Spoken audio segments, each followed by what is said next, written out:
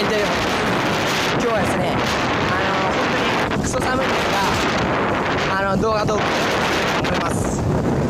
多分見ても本当に全然いませんでした。いいですが、打ち上げも長いですが、カメラ使ってね。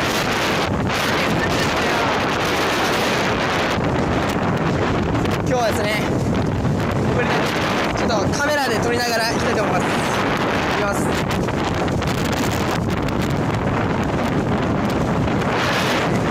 防水じゃないんで濡れるときてあいって、今日はですね、なかなかじゃギリギリで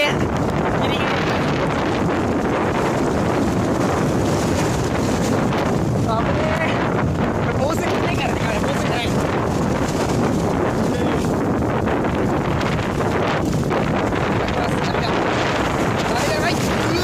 携帯がぶっ壊れる。やばい、携帯ぶっ壊れるからこれ。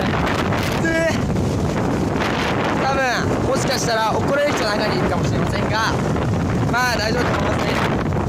じゃあ今日の動画以上です。